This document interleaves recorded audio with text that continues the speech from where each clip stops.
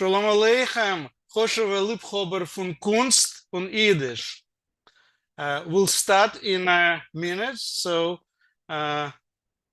because people are still getting in, and it's so great to see you, and I will welcome all of you a bissel später, but I just told Evgeny Fix, who stands behind this project, that if we would have it in the gallery, we probably won't have enough space.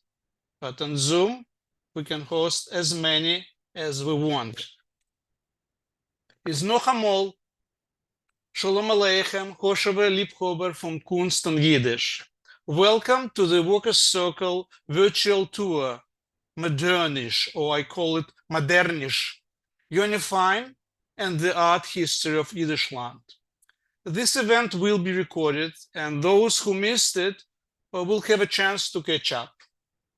After the presentation, there will be time for Q&A. Please use chat to write your questions during the event. It will save us some time.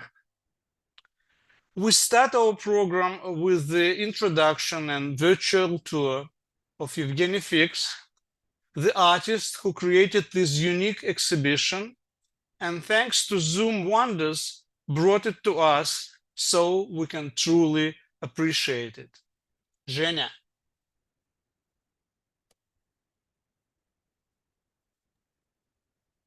Thank you so much, Kolya. Let me share my screen.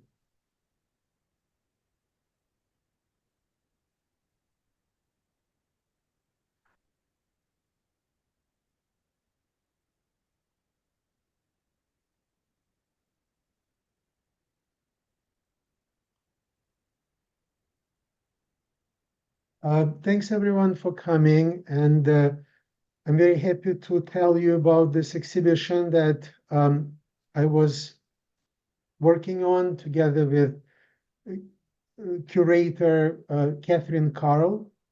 The exhibition was held this fall at the James Gallery of the Graduate Center of the City of New York, of the City University of New York. The show just closed a few weeks ago, actually last week, I believe, and it was on view for almost 3 months. The title of the exhibition is Modernish, Yonia Fain, and the Art History of Yiddishland. And the exhibition was focused on the work of Yonia Fain, the artist who was born in Ukraine in 1913 and who passed away in New York City 100 years later. An artist, a Yiddish poet, Yiddish writer, a modernist painter who lived almost 100 years and lived in 8 different countries. The artist Yonia Fain, the poet and writer Yonia Fain, lived in Ukraine, Lithuania, Poland, the Soviet Union, Japan, China, Mexico, and finally the United States. So the exhibition is about Yonia Fain, but it's about also artists like Yonia Fain, immigrant artists, refugee artists, Jewish artists in diaspora. And the exhibition was organized as a collaboration between the James Gallery, which is a real university gallery that belongs to the City University of New York. It has a physical location on 5th Avenue and 34th Street. But this exhibition is also created by this virtual museum in the making called Yiddishland Museum von Moderner Kunst, Yiddishland Museum of Modern Art. And this museum is an institution in the making. It's a virtual institution. It's an artist project. It's an artistic project of mine. So as you enter the exhibition, at the James Gallery, the physical space of this exhibition in New York, you saw two exhibition statements, one in front of the other, in Yiddish and in English.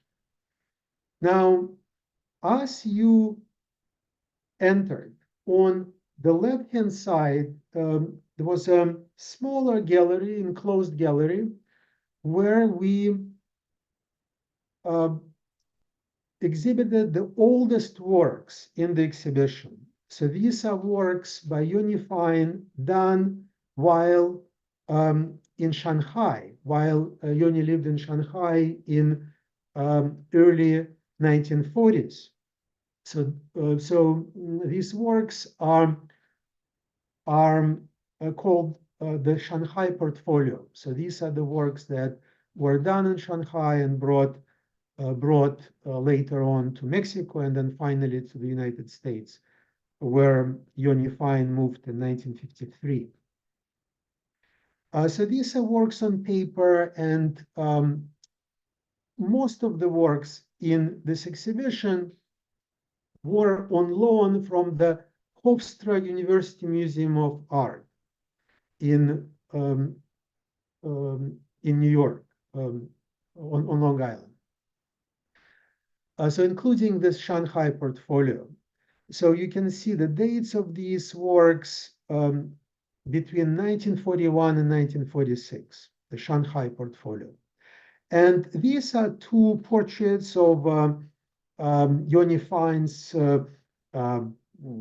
friends, refugees like him from Warsaw. Yannick Goldstein and Semi Kushner. So you see, so these works are very observational. You can see, I think in these works, pre-war Polish classical art training, but some other works, for example, you can see much more expressive works here on the left-hand side. They're still part of the same portfolio, but there is a range of works that Fain produced while in Shanghai. But all of these are unified by the medium. It's all works on paper. Medium size, small size, you can see 11 by 10 inches, these works here. So these works, I don't think they've been exhibited much. So we framed them for the exhibition, and to my knowledge, I don't know when before this exhibition at the James Gallery these works were exhibited before. So as you enter the exhibition, you see another work by Yonia Fain. It's oil on masonite. It's a much larger work, 4 feet by 4 feet. It's also from the collection of the Hofstra University Museum of Art. And next to it is a work that I created. So this exhibition, Modernish, Yonia Fain and the Art History of Yiddishland, it's about Yonia Fain. But I felt I needed to intervene and add a little bit more context for this exhibition, especially since it's being exhibited. It was exhibited in 2023, so I felt I needed to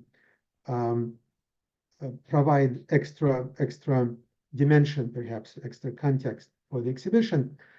So this is the work that you see on the right-hand side. It's a work on wall. It's a vinyl lettering on the wall directly, and it's called "I'm Not a Museum," and it's based on Yonia Fain's poem Der Musee, in which he talks about how he feeds or doesn't feed in a museum, and he talks specifically about the Holocaust museums. So he doesn't feed because he's still alive. He doesn't feed because of many other issues. He talks about him not being in the doctoral dissertations. So I'm reproducing this poem, Der Musee, in Yiddish, but in each little paragraph has an insertion, which is a translation of just one line from this poem into 8 different national languages of countries where Yonia Fain lived.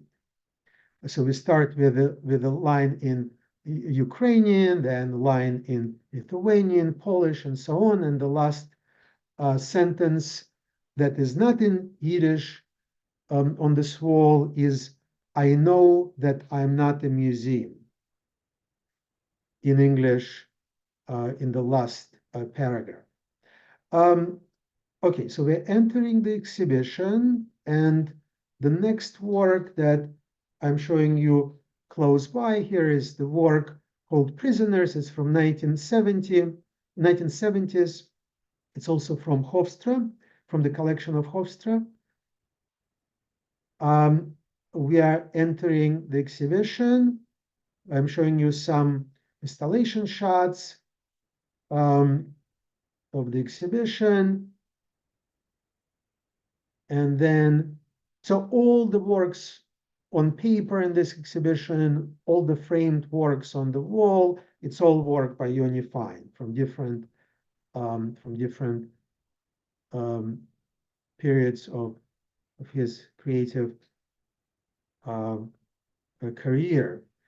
So here you have 2 works side by side.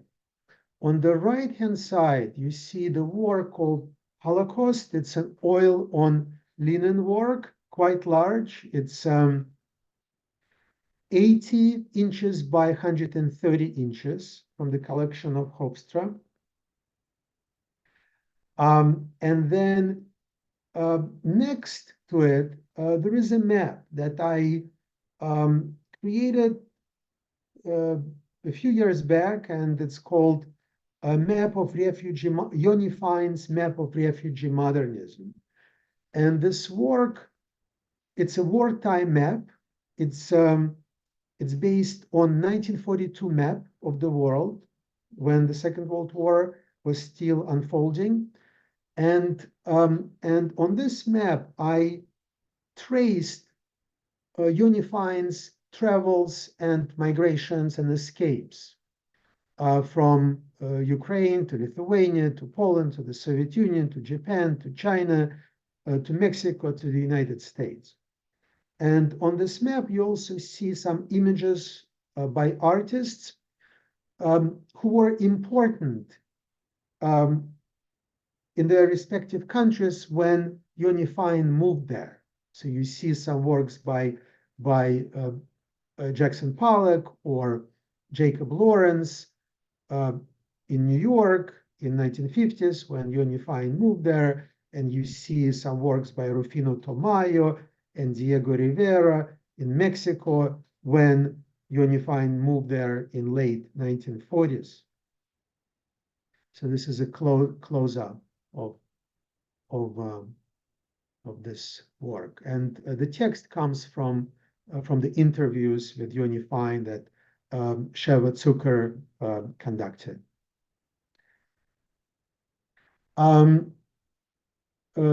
So this is the largest work in the exhibition. This is a monumental, grand work.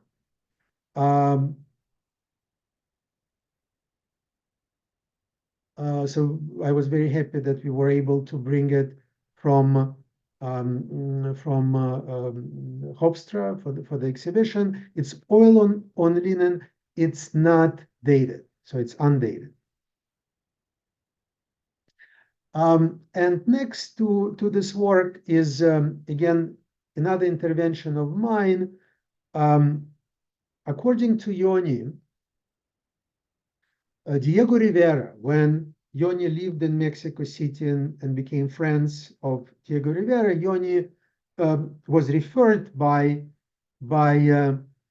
Diego Rivera, the famed Mexican artist, as my Russian artist. And here I'm extending it, extending this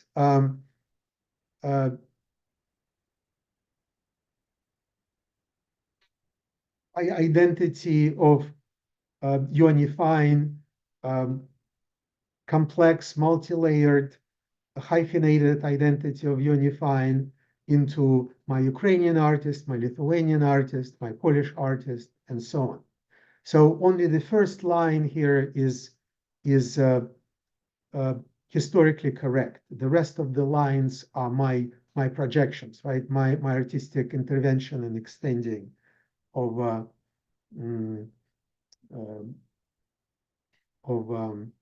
Yonia's identity, complex identity in flux. So this is another little room of the exhibition, and we had two more works from Hofstra on the right-hand side, and on the left-hand side you see a work from the collection of the Congress for Jewish Culture, Yiddischer Kulturkongress here in New York, and so this is Yonia's latest works. This is from a body of work called Witness to History. This is from 2000s. It's a large, very large body of works on paper, dozens, if not hundreds of works. So the exhibition also included some books of poetry, books of writing by Yonia Fain, his books Gute Orkim, his book New York addresses of New York. Also, it includes photographs, Yiddish publications to which Yoni contributed, such as Golden Egg Kate.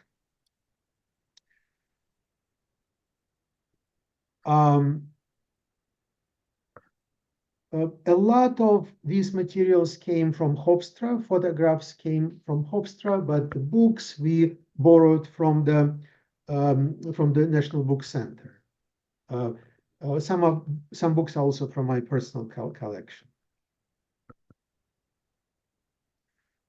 So Yoni contributed to Zukunft, so there are some issues of Zukunft here as well.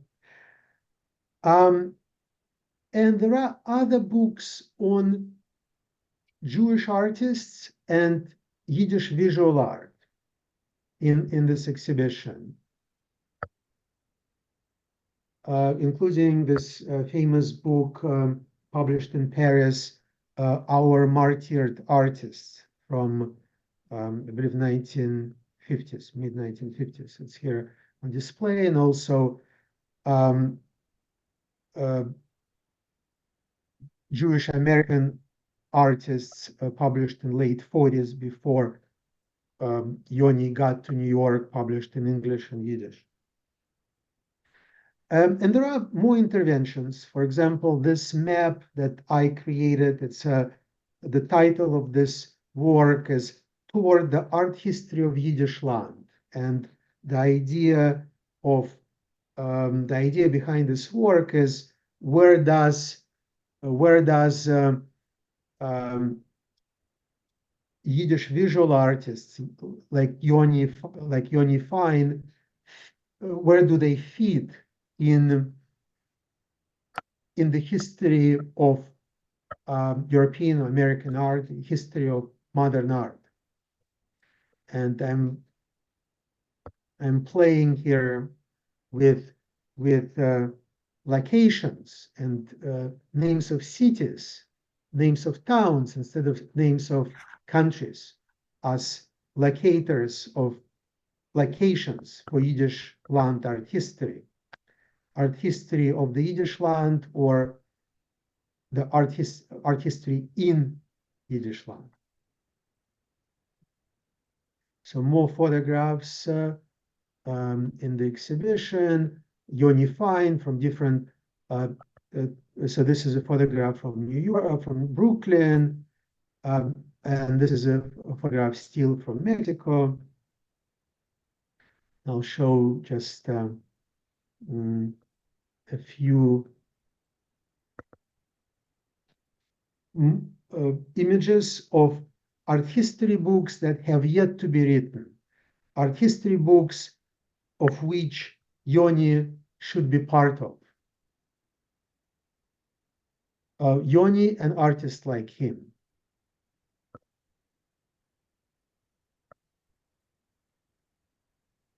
So, so these are future books, books that have yet to be written.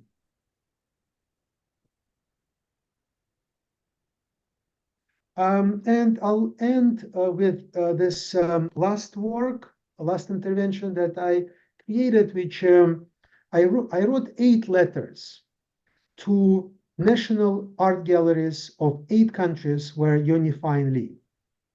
And you're looking at just one sample. This is a letter that I sent to the National Gallery of Lithuania, in which I write on behalf of this virtual fictional museum called the Yiddishland Museum of Modern Art. And I'm trying to introduce Yonia Fain to Lithuania, right? To the director of the National Gallery of Lithuania, and I'm telling Lolita Yavloskene that Yonia Fain must be part of the Lithuanian national art canon, should be part of the Lithuanian national art history. And I think at this point I'll stop and I'll pass it to our next speaker today. Yeah. Thank you so much, Jenny. It was really so enlightening, and it's a monumental work you've done. Thank you again. Before we continue, there was one question which I want you to answer now, if you can, because it's so it's not when you mentioned Yoni identities. Deborah Marcus Freg asks, no Jewish identity on your list? How would you respond? Zhenya, can you hear me? Yes, absolutely. Thank you, Kolya. So the Jewish identity, it's there, right? It doesn't need to be proven or questioned, right? But I was interested in how Diego Rivera, I would say, misidentified Yonia Fain, right? As Diego Rivera, for some reason, because they could speak Russian to one another, right? Both were Russian speakers, could communicate in Russian, and so for whatever reason, Diego Rivera decided to call Yonia Fain my Russian artist, and I guess Yoni did not correct him, right? Mm-hmm. So it's an issue of Jewish artists, right? It's an issue of Eastern European Jewish artists. How do you identify it, or how you perceive, right? Or how you misidentify it, right? And so I think Eastern European Jewish identity for artists is definitely complex, hyphenated identity. Okay. So Yiddishland art history is ideally should resolve that issue of is Yonia Fain a Polish artist, a Russian artist, a Ukrainian artist? Thank you, Zhenya. So we need to continue. And as I said, the questions will be asked and answered after the presentations. And one more thing, we cannot enlarge the captions. If you have a computer big enough, so you'll be able to see them. If not, you would need to wait for recording, and this is a beauty of this program, that everything is recorded and you will be able to watch closely if you are interested in this topic. Yoni was not only an amazing artist, he was a great poet and writer, and we want to continue with the poem dedicated to Yonia Fain, and written by Jennifer Stern, an art historian, and read by our beloved Sheva Zucker. Upschumann. Good. Can you all hear me? Yes. Yes. So I would just like to say that I knew Yoni quite well personally. He was a friend of my father's. They were refugees together in Japan and in China. So at the end, I'm happy to answer whatever questions I can.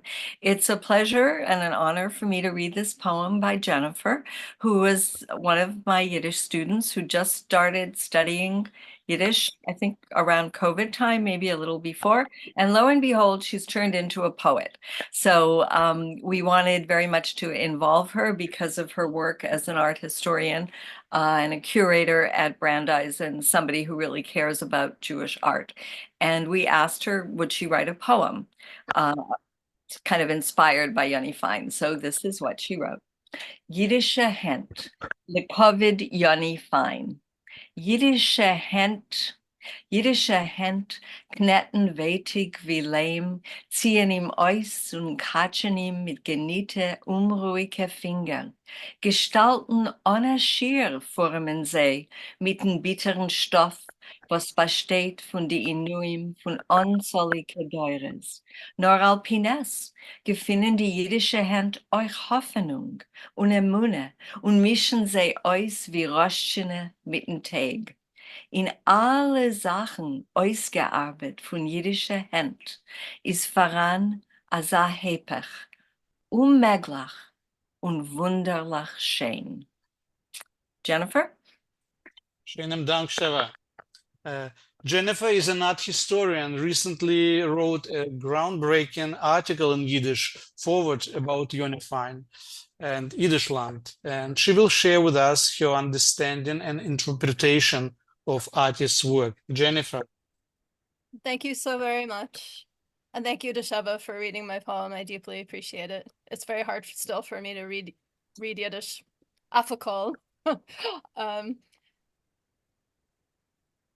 And I would like to talk briefly about an article that I wrote in the foreword. It's the forewords in English. Maybe I can share the link in the chat. Let me try that. Yeah, I think that worked. So people can take a look. Sorry, I just lost track of my notes, so let me just relocate them.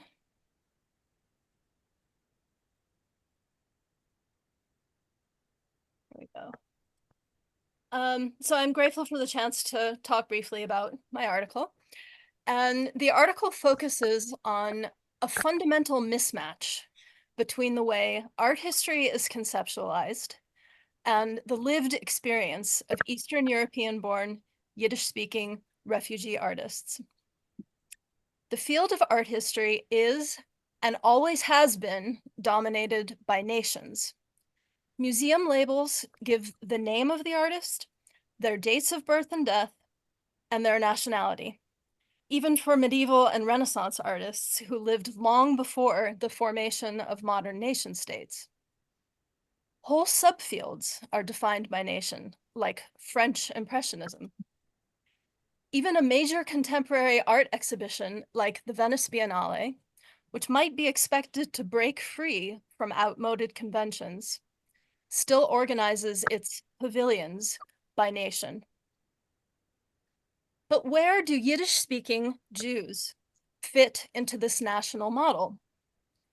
In the countries of their birth, they were not seen as belonging to those nations. Polish Jews were Jews, not Poles. Russian Jews were Jews, not Russians. Even before they became refugees, these artists were excluded from nationalist identities. And with the upheavals of the 20th century, most Yiddish-speaking artists did not stay in the lands of their birth. They dispersed all over the world, sometimes living in multiple countries. Yonia Fain, for example, as Denia has told us, lived or spent time in the Russian Empire, Lithuania, Poland, the Soviet Union, Japan, China, Mexico, and the United States. In their new homelands, these artists were usually seen first as Jews and only second as residents or citizens of those countries. So what is the nation-based world of art history to do with artists who really never belonged to any nation? The answer is the art history of Yiddishland. As my article explains in more detail, Yiddishland is a concept, a point of view. It's a portable homeland that Yiddish-speaking artists carried with them in their minds and hearts. Yiddishland is defined by Yiddish language and culture, and of course, by the intersection of Yiddish language and culture with other languages and cultures. The art history of Yiddishland is the national art of this conceptual homeland. Calling Yiddish-speaking artists the artists of Yiddishland gives them a home, an equal voice with artists born in traditional nations. Yiddish artists no longer need to be treated as awkward and embarrassing, suffering the indignity of being square pegs shoved into round holes, or of simply being ignored. This is good for everyone. It's good for art history, which so often excludes Jewish artists from exhibitions and books, to the detriment of the field. It's good for the reputations of Yiddish-speaking artists, who can be seen as proud representatives of their conceptual nation. It's good for other groups of refugee artists, past and present, who can use Yiddishland as a model for their own experiences. The art history of Yiddishland is a vital concept that needs to be nurtured and developed. Yonia Fain is its poster child, the embodiment of why Yiddishland is needed and of what it can achieve. I look forward to helping widen and deepen understanding of Fain and of his compatriot Yiddishland artists. Thank you. Hartstikke dank, Jennifer. Yonia Fain was both a painter and Yiddish writer. Our own respected and loved Yiddish teacher, scholar, and translator Sheva Zucker and actor, her daughter Mira Kessler, will read the original works of Yoni on arts and artists, English translations provided by Sheva Zucker. Okay, hast euch gegeben dem Sod, als Mirala ist mein Tochter. No, das ist nicht kein größer so, aber das ist so schön. Danke, von Okay. Dor zu Dor. Okay, so let's put the poems. We'll start with some poems, which we'll read only in Yiddish, and then 2 fragments of stories where we'll begin in English, but just to kind of introduce people maybe a little more easily to them, but then go into the Yiddish. So let's put them up on, are they up on the screen? They're okay, great. They will be in a second. And the first poem that we're going to read, Ich sehe es nicht. Is it up? And I'm just not. Yes, Oh, well, okay, I'll ignore it. I don't the see it. museum. I don't see it, but it's okay as long as everybody else does. So the first poem I would like to see though, Mira or somebody, but it's gone, but okay. No. The first poem, Der Musee, is the one that Zhenya referred to, which is when you come into the exhibit, it's right there in Yiddish with his, what does he call them, interventions, lines from each of the 8 countries' languages where Yonia lived. So, Der Musee. Der Schluchz von Herzen und die Tritt auf verloste Wegen sind meine Tag. Die Nacht sind in meinem Psaak-Din. Ich weiß nicht, wer ich bin und wer ich bin gewesen. Ich weiß bloß, als ich bin nicht die verbrennte Fies von jüdischer Schicht in Holocaust-Museen und ich bin nicht das jüdische Seif und nicht die jüdische Haut für deutsche Abajuren. Ich bin nicht die hölzerne Narre und nicht das Asch und nicht der Gas. Ich bin der verlorene Knäut und die Wund, was wird nicht verheilt, und der Teut, was starb nicht. Bin nicht in eiserne Datas und nicht in Doktoraten und nicht in abgenietzte Sifzen. Ich bin die Pusskeit, ausgefüllt mit Schreck und der verlosster Weg, was läuft mit sich allein. Ich bin geduldiger von Unglück und getreuer von Glück und Gott, wenn ich gucke rein in den Spiegel, begegnet mich bloß ein gleichgültiger, silberner Blick. Weiß ich, als ich bin nicht kein Museum, öfter bin ich der letzte Ausgeschrei. Öfter der letzte, öfter. Good. This next one is called Yiddish-Stochim, Yiddish territories or domains. Yiddish-Stochim. Weil mein Loschen will wenig wer iets reden, red ich zu sich allein. Mehr wie es passt für einem, was ist noch als beim vollen Sinnen. Ich will gar nicht erweisen, ich red bloß, weil lieb ist mir biskel ausgehen, das Wandre wenn durch Stochim von Jiddisch. Verbes sind dorten Mames, Horizonten silberne Schmächlen und Ogeres tiefe Ballades. On Jiddisch wollt das Bräut nicht gesättigt mein Hunger, und die Wunders von die Welt wollten nicht gehabt genug Wörter bewundert zu werden. A Pflanz lässt sich überpflanzen, a Teuschew übersetzen. Doch a Lied übergesetzt ist a Regenbogen an a Himmel. Und a Zappel a rübergetragen warft sich in a Mischegoyim. In Jiddisch stehen mir zu Koppens, Vogleres mit volle säcklich Sternen. Und bloß Jiddisch kann austauschen dem Sinne von zerkriegten Leben. Gut. Groi auf Groi. Ich hab gesehen ein Bild von Kasimir Malevich, weiß auf weiß. Und ich hab gesehen ein Bild von Ad Reinhardt, schwarz auf schwarz. Und ich hab wegen seiner Sache geklärt. Und zum Sof mit einem Wörterbild herausgekommen, Groi auf Groi. Meine Freund, meine Bekannte, meine Schrenim und euch ich zwischen sie leben mit Tag, was sie fallen sich auf zwei. In ersten Teil warten sie auf die Tritt von Briefträger. In zweiten Teil kehren sie sich von dem Postkastel. In ersten Teil seien sie ein bisschen jünger wie sie seien. Und der Himmel im Fenster ist ein bisschen bläuer wie ist. Und das zeröffnete Bichel auf dem Tischel, was sie haben nicht einmal gelernt, sagt zu a frischen Verteitsch. Im zweiten Teil vermachen sie das Bichel und wundern sich, wohin vergeht die Zeit, wo sie stehen geblieben. Guernica.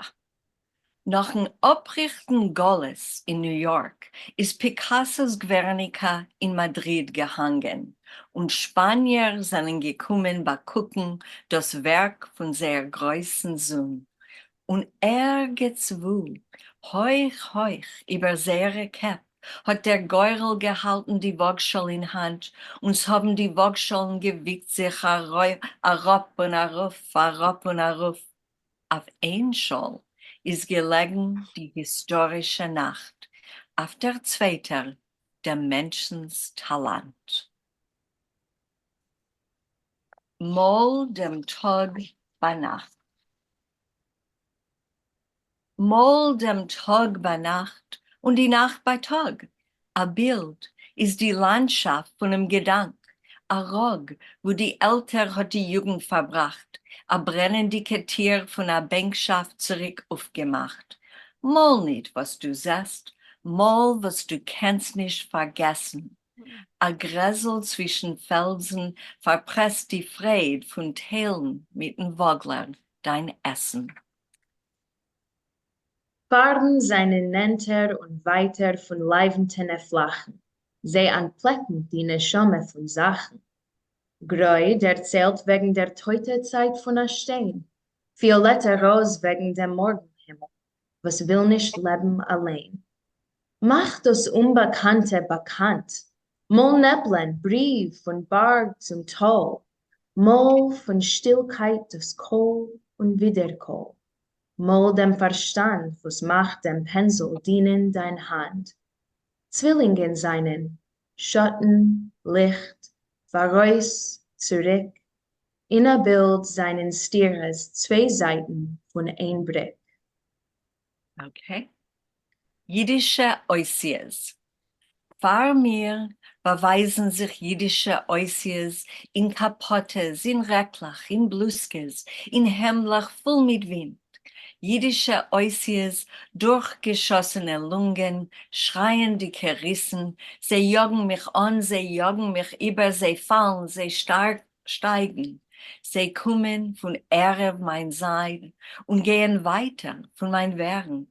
Ich vernehm dem Räusch von sehren Gedanken und dem Rhythm von sehren Bänken.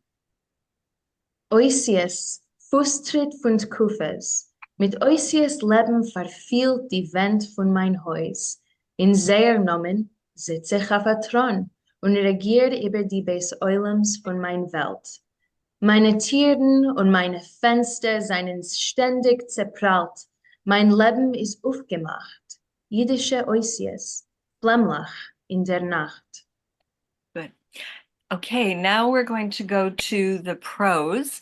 And this next story, Johannes Vermeer, when I heard about this exhibit from Zhenya, I thought I have to translate this story because it's the one, I think there are references to art all over Yoni's stories, but this is the one that really, deals fully with an artist. And I would say, if you listen carefully, from a very Jewish perspective. Okay, so as I said, we'll start this one in English, but soon go over to Yiddish. Mirala?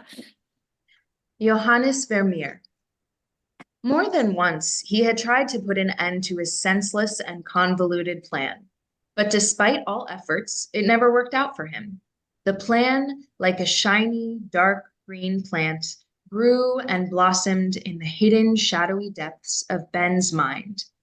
Finally, he stopped resisting. The joy of expecting something unusual had conquered all fears. What did the plan consist of? Anybody who had gotten to know Ben a little more closely would have found a way of understanding, or at the very least, a word of approval for the plan. But nobody knew Ben, and what's more, he didn't generally exist for anyone. And if, on any given day, he would have disappeared from the face of the earth, nobody would have noticed. A person who doesn't exist for anyone has doubts from time to time as to whether he exists at all, and Ben was, in this case, no exception. The plan, which was meant both to please him and put him in danger, was ultimately meant to convince him of the living, concrete part of his existence. Things that don't exist can't take pleasure in anything and can't be objects of punishment. The breaking of the restraint was therefore no less important for Ben than attaining the goal. Ben's plan was connected to the big city art gallery. This world-famous institution was located in a huge building full of lecture halls, galleries, rooms of various sizes, chambers, corridors, narrow and wide staircases, auditoriums, and spaces that were simply concealed, whose function no one knew because they did not appear on the map of the museum. In einem von die halb beleuchteten Korridoren hat sich gefunden ein Tier, was hat für Ben angenommen als speziellen Beteit. Hat etliche Mal bemerkt, wie von ihr seinen herausgekommen nicht gewöhnliche Gestalten. Noch sehen sie mehr wie einmal, hat beschlossen, sie nachgehen. Aber sie seien jedes Mal wie ausgerunnen in der Luft. Aber Chotsch, hat gut gewusst, als sie seine unmögliche Sache, hat sich nicht gekannt befreien von dem Eindruck, als sie seien rein in die Bilder. Gewiss, die ganze Sache hat nicht gehabt keinen Sinn, Aber hat denn alles, was passiert im Leben, an Austeitsch? Ben hat etliche Mal bemerkt, als gewisse Gegenstände und Figuren verschwinden von den Bildern. Und dann, nach einem Abfluss von 2 oder 3 Wochen, beweisen sie sich zurück. Hat etliche Mal probiert aufmachen die spezielle Tier, aber sie ist gewinn verriegelt und sich nicht gerührt von Ort. Hat zugelegt das Euer zu der Tierflach. Der Abklang von einem weiten, zerhitzten Schmutz ist zu ihm dergangen. Ben ist gemacht sicher gewesen, als die Menschen reden Holländisch. Leutenplan, was ist in Bens Meuer aufgegangen, wie ein wunderlich fantastischer Pflanz, hat gemusst in einem Museum verbleiben über Nacht, in der Finster, allein, in der verlosten Räumen, hat ohne Schwierigkeiten gekonnt aufreißen dem Schloss und reinschleichen sich in ein Zimmer. Das beste Ort, auf euch zu behalten sich, ist gewesen ein größer Renaissancekasten unter ein Bild von Tintoretto. Sonntag ist gewesen der beste Tag, weil der Museum ist voll gewesen mit Besuchern und die Wächter seien wie ein paar Jäuze gewesen mehr mit wie gewöhnlich. Es ist gewesen Sonntag und Ben hat sich gefunden in einem Museum. Hat da schon lang gekonnt verbringen zwischen die gezählten Vermeerbilder. Ein Stuhl, eine Mappe, ein Hänglamp, ein Brief halb der Land, eine Frau halb der Wacht, ein Vorhang halb geöffnet, ein Fragment von einer Wand mit etlichen Bildern. Fenster zu der Landschaft von menschlichem Geist. Hat das alles in sich eingesaugt. Die Grenze zwischen ihm und der Welt ist verschwunden. Von dem Vermeerzimmer ist herübergegangen zum Renaissancekasten. Hat probiert öffnen das Deckel, nicht gedei herablassen sich im Kasten, weil dem ist noch gewinn zu früh. Hat bloß gewollt ausgefunden, sie hat genug Mutes zu tun. Ein Wächter hat ihn bemerkt und ihm angesagt, das Meer nicht überzuhasen. Ben ist zurückgeweckt zu Vermeeren und sich abgestellt neben der Allegorie von Gläuben. Von die etliche und 40 Bilder, was der Maler hat angemalt in Meschach von sein Kurzleben, ist die Allegorie wedlich Bennen gewesen das samme Schwachste. Hat sich gewundert, wie so der Meister hat gekannt überlassen das Leibend mit so viel teutmide Symbolen. A viele die Schlange auf der zu glanzigen Podlige hat ausgesehen wie eine Imitatie von einer Schlange. Agef, etliche Mal, in Meschach von vorigen Jahren, ist die Schlange nicht gewesen in dem Bild. Bis seine Universitätsjahren hat Ben in einer von seinen Arbeiten das Bild analysiert. Hat sich dort damit zu beweisen, als der Meister ist nicht imstand gewesen zu malen auf ein traditionell religiöser Thema. Gott hat vor ihm gelebt, nicht in der Geschichte, nur in sein Jezire. Ben ist abgetreten von dem Bild und rausgeguckt in den Korridor. Ist gewinn Pust.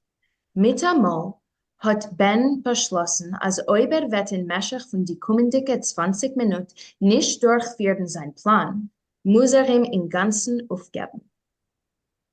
In der Luft ist gehangen an offendicke Müdigkeit. Da nicht lang ist gewinn voller Tag und ott ist nicht weit die Nacht.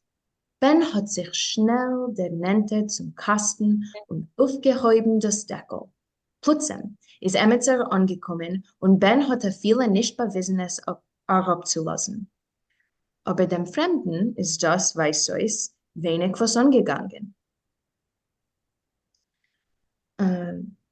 Ist gewinn angetan in einem Mundier von einem holländischen Offizier.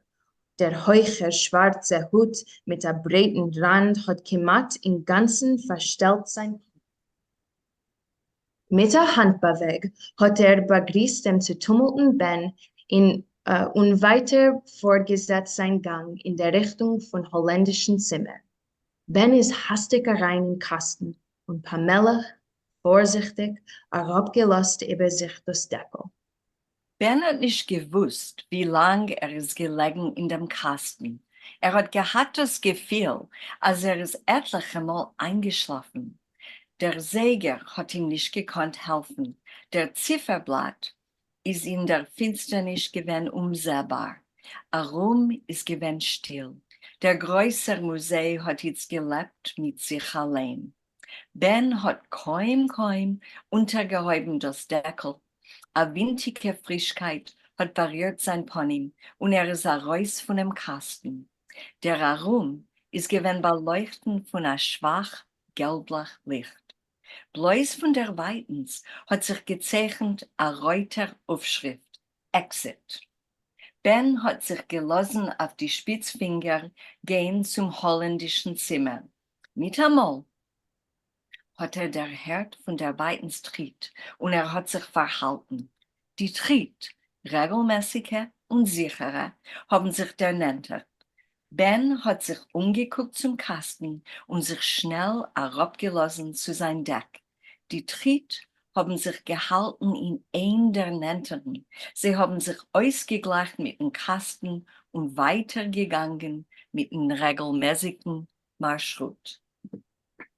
Kidei goiver zu sein, das hastige, kemat dicke Herzklappenisch, hat Ben beschlossen zu klären wegen Vermeerden. Zu lieb ihm ist doch gewendo, in der drohendicke und wachsendicke Finsternis. Bens Magisterdissertatie ist gewesen wegen Vermeers Bild, die Atelier. Das Bild hat figuriert in verschiedenen Katalogen, euch unter anderem nehmen. Bennen hat aber bloß die Atelier gehabt sehen. Jeder kleinste Ausmaß von dem Leibend hat gelebt in Bens Akkorden. Zu lieben Bild ist Ben für schwer abgesporte, karge Dollaren gefordert in Wien. Hat gemusst sein dem Original in dem Wiener Kunsthistorischen Museum mit die eigenen Augen. Der Vater, was ist jetzt gewesen, mehr wie 8 Jahre teut, hat nicht gekannt benehmen, für was der Sohn fortken will.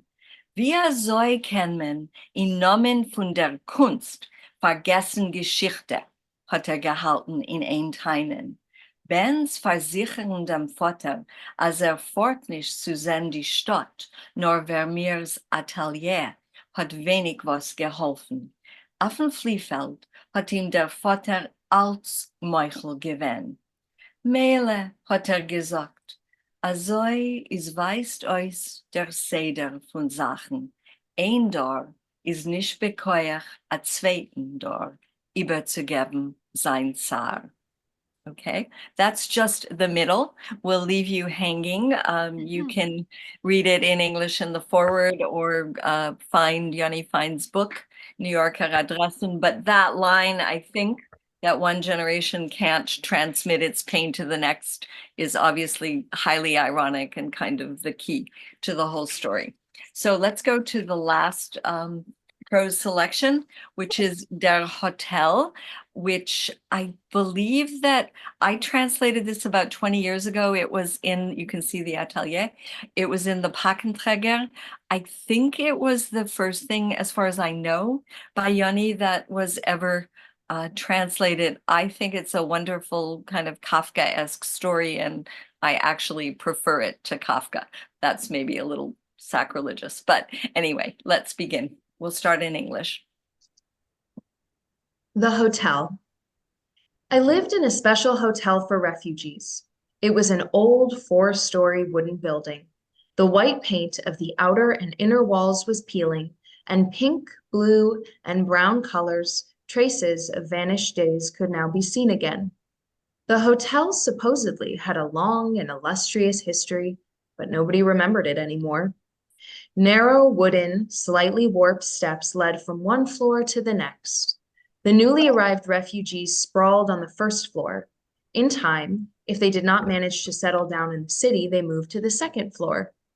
There they stayed for a while, and if they still failed to find anything, they moved to the third floor. In the end, the fourth floor absorbed the remnants. There they stayed until the last days of their lives. The building did not have a fifth floor. The kitchen and the dining room were located on the second floor. Although all the residents ate identical foods off identical dishes at identical tables, you could easily tell which floor they were from. Refugees from the first floor spoke loudly and laughed loudly, always rushed about, smoked a lot, were continually looking at their watches, and lugged around heavy, bulging briefcases. They also had children of various ages with whom they were continually quarreling and making up. Wenn es ist gekommen die Zeit für sie, rüberzukleiden sich auf den zweiten Stock, hat man in sie gekonnt bemerken, a bestimmten Veränderung. Emmes, sie haben noch als gelacht, aber a Sach seltener. Und das Gelächter hat jetzt geklungen wie ein Wiederkoll. Sie haben sich noch als geeilt, aber gemacht wie an einem bestimmten Ziel.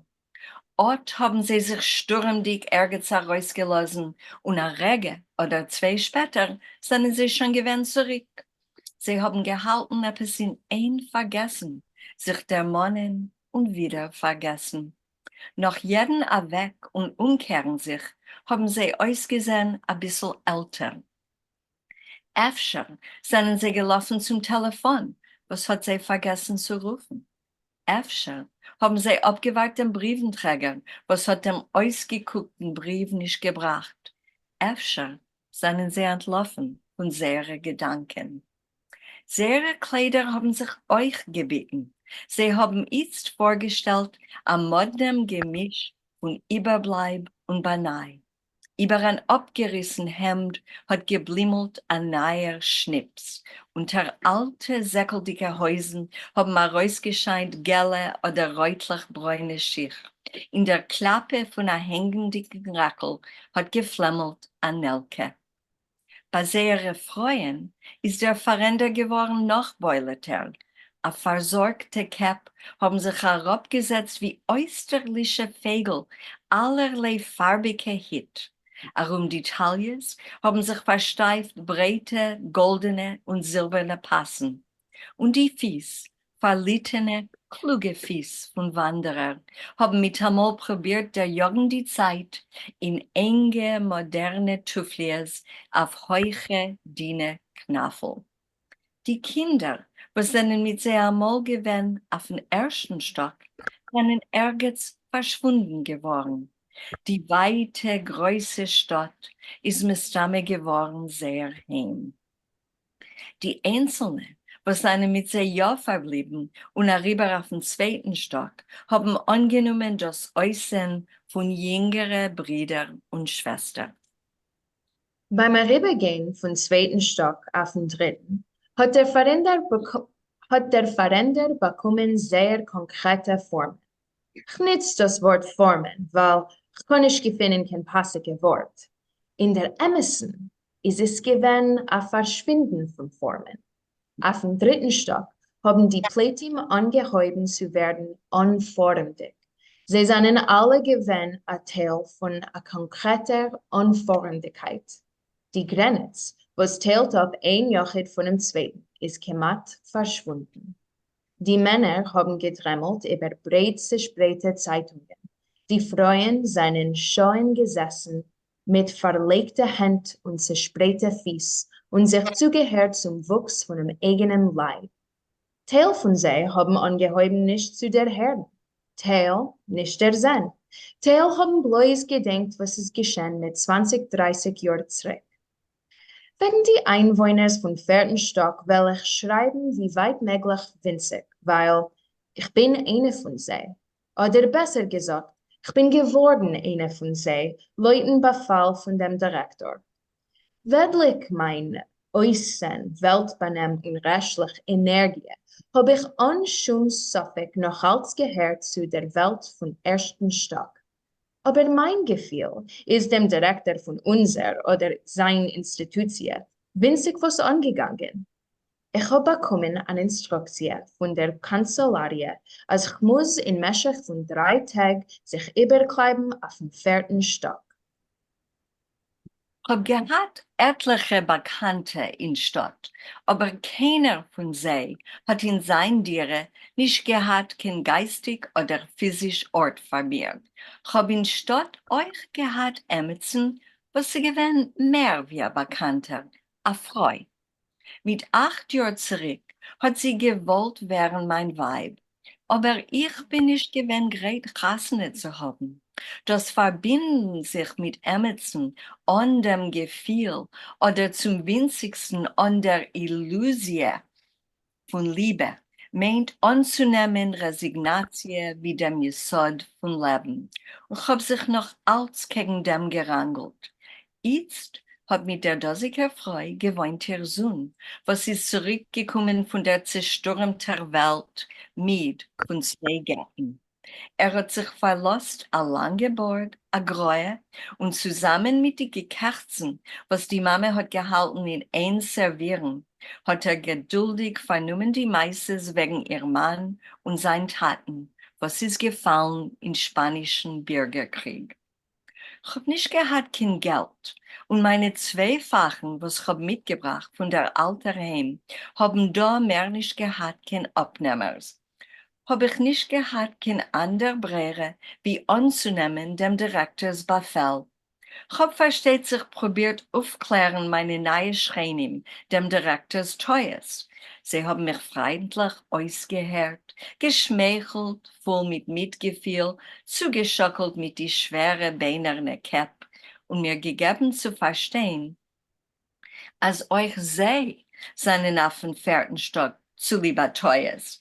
Das probieren wieder und wieder zu erweisen, als mein Geschichte ist anders von serer, hat mich Sofkosow im Ganzen ausgeschöpft. Die Einwohner von die ersten 3 Stock haben das Recht zu gehen in Stadt, wenn sie wollen. Sie haben euch das Recht zu verbleiben dort in Meschach von einer Woche. Nach einer Woche müssen sie sich umkehren oder sich herausziehen vom Hotel. Anders ist mit den Einwohnern von 4. Stock. Sie dürfen nicht schlafen in Stadt und jeder Mal, wenn sie will nach Haus gehen, müssen sie bekommen ein speziell der Läubernisch.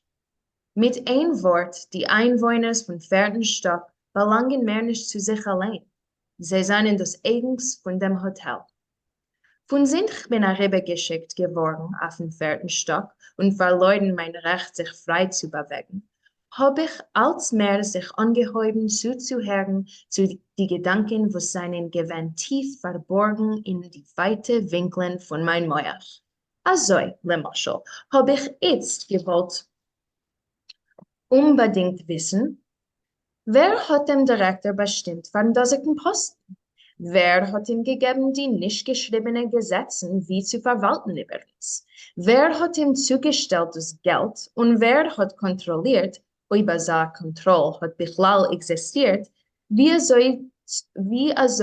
gibt das Geld aus? Zusammen mit die dosige Kasches seien euch aufgeschwommen andere.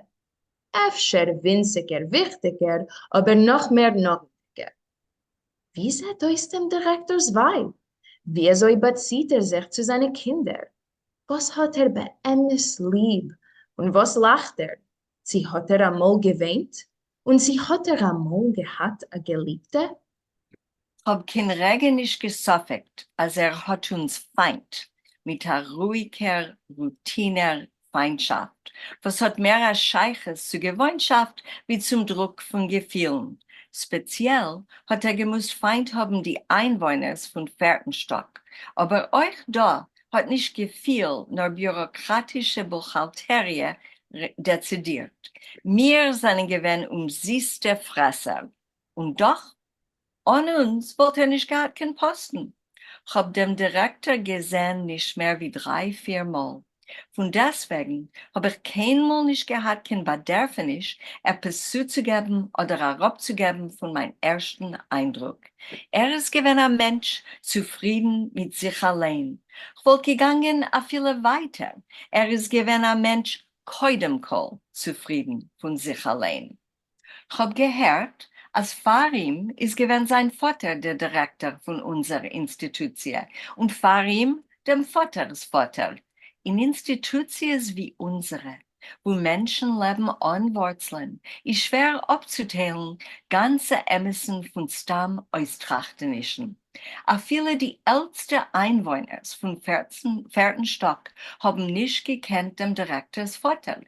Becholäufen bin ich gekommen zu dem Ausführen, weil, wenn sie haben sich geschworen, als sie haben ihn ja gekannt, und probiert ihm genau abzuschildern, hat ausgesehen, Punkt, wie der jetzige Direktor.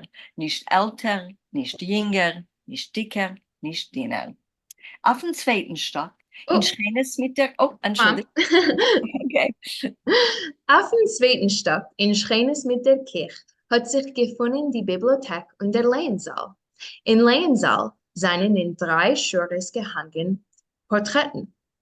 Eider ich hab verleuden mein Recht zu gehen in Stadt ohne der Leubenisch, hab ich sich auf sie keinmal nicht umgeguckt.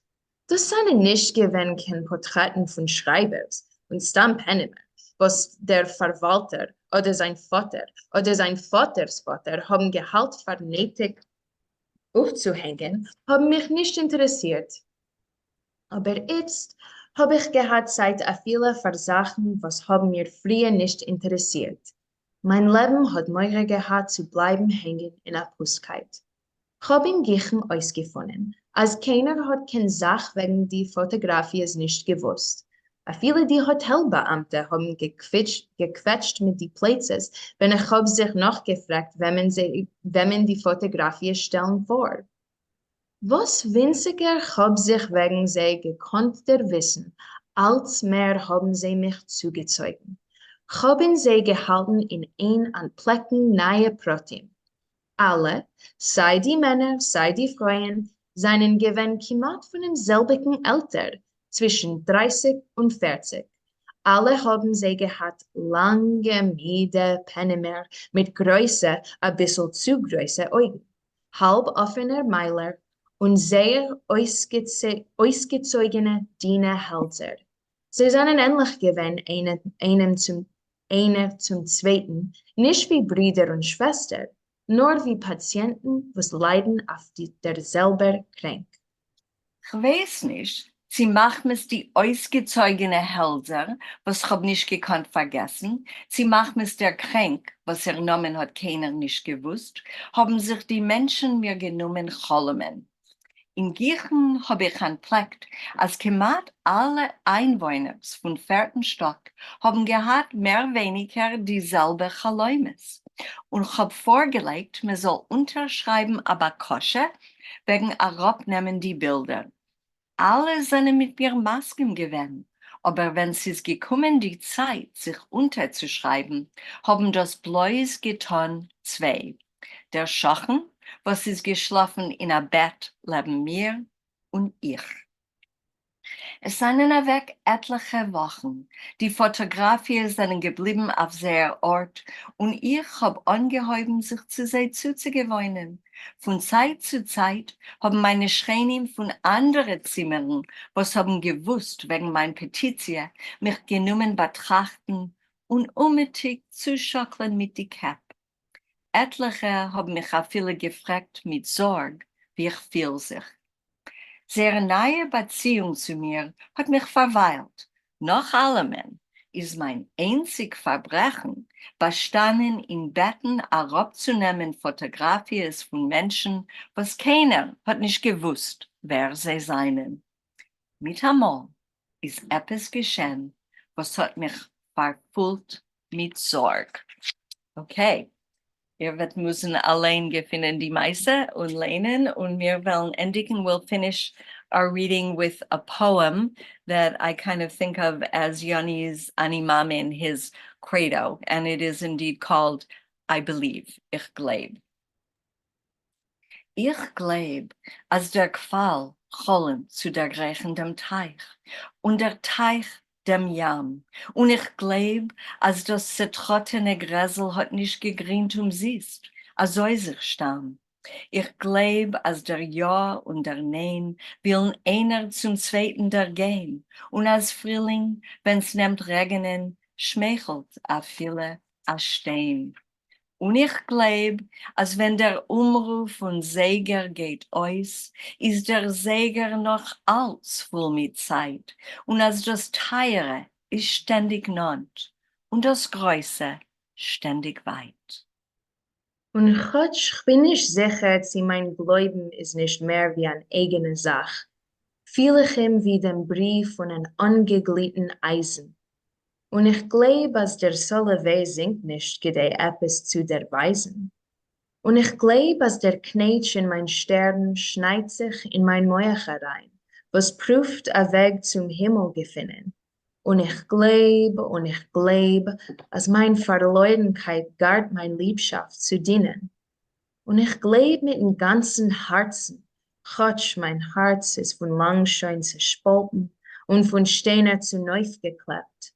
Als der Mensch, was hat zum Leben gesagt, a Dank, hat nicht am Sist gelebt.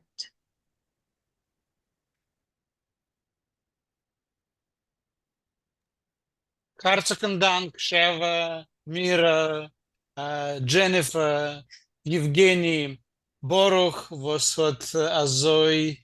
Boruch, thank you so much for making it so smooth, all these transitions. It's so great to see so many familiar faces, bekannte Penner und euch unbekannte.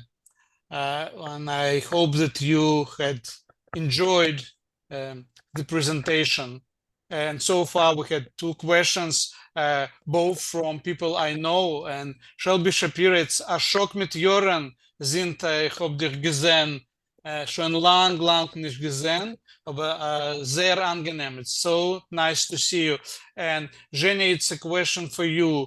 Were the witness to history paintings made after Yonia had problems with his eyes and had to totally change his stylings?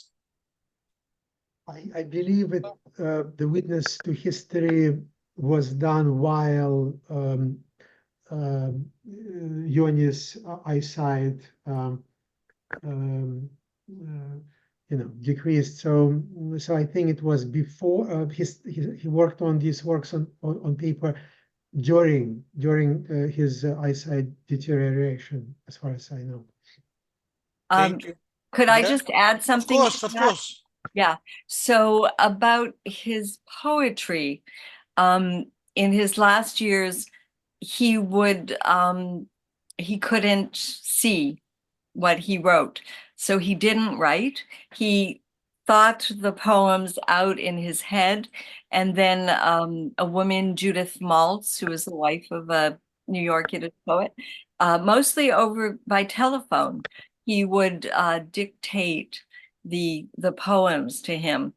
I tend to think that could he have seen them, they would have been even better than they are, because he really couldn't polish them much because he couldn't see them. He was kind of like a Beethoven of both poetry and painting at, once he reached his 90s.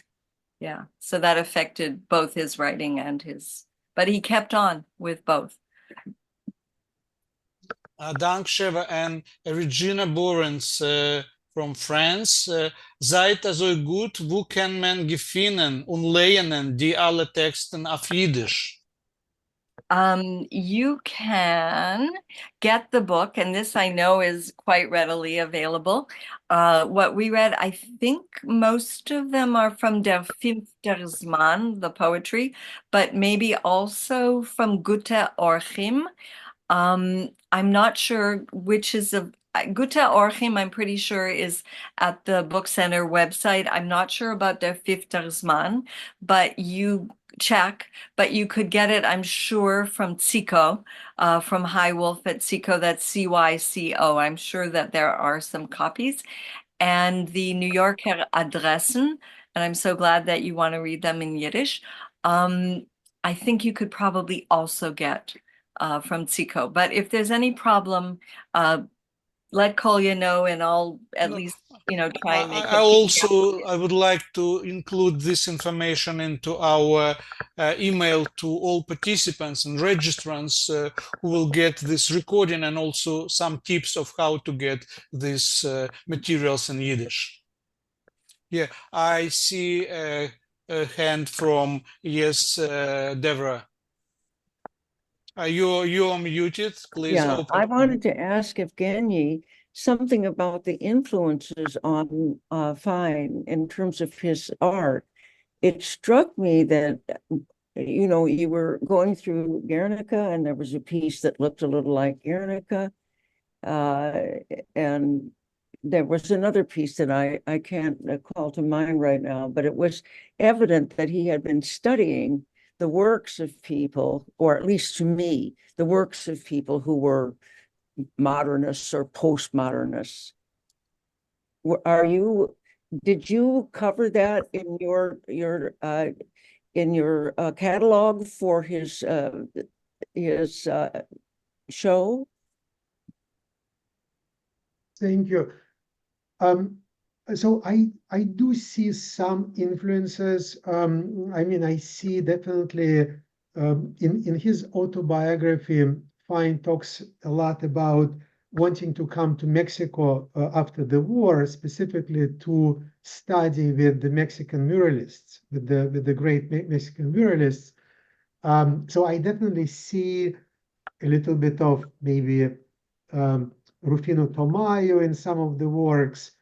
But at the same time, I want to stop myself and not to kind of go in that direction, because I think with artists like Yoni, who were, I would say, a little forgotten, right? The last 30 years or so, I think I think we should resist kind of seeing those influences, right? Because I think we need to take him kind of his writing and his art kind of directly, right? And with a lot of artists who were neglected by art history, right, for a while, then we are looking at their art and we are trying to see, okay, they look a little bit like Rufino Tamayo, they look a little bit like Francis Bacon, but I think this is does disservice to artists who have been forgotten by art history, right? So I think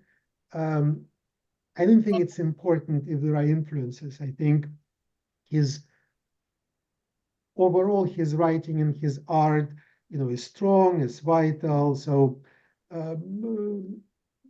I mean, he's an artist of the Yiddishland, right? So there must have been influences from many places where he lived, right? But his art, his writing remains genuine. It remains authentic, with or without influences. Thank you, Zhenya.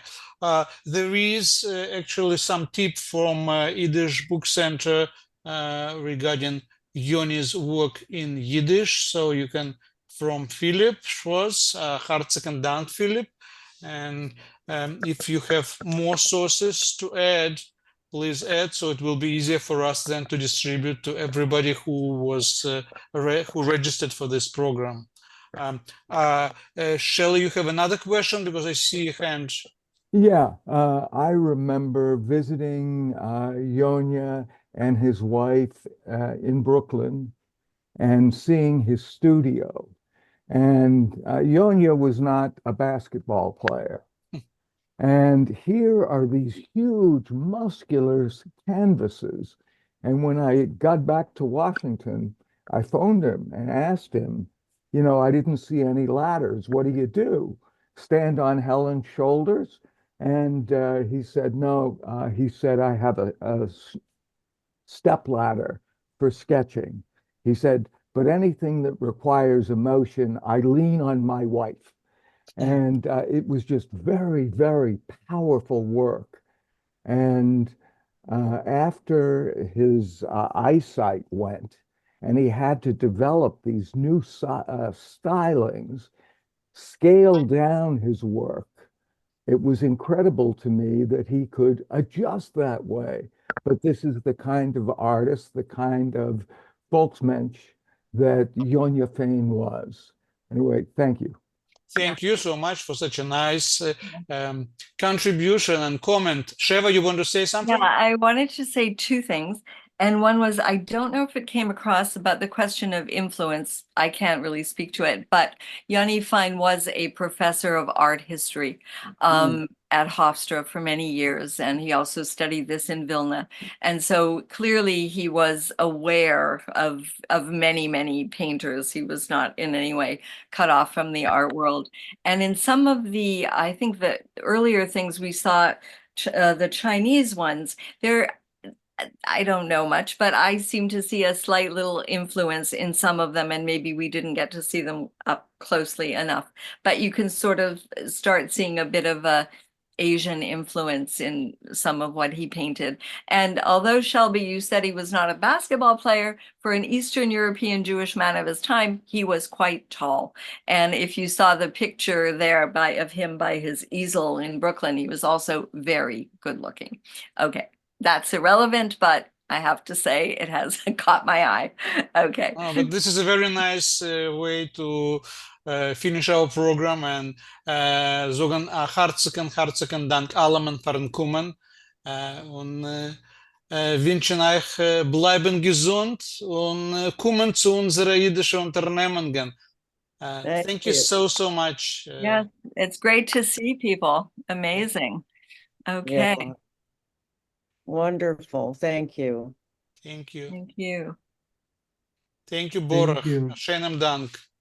Thank you.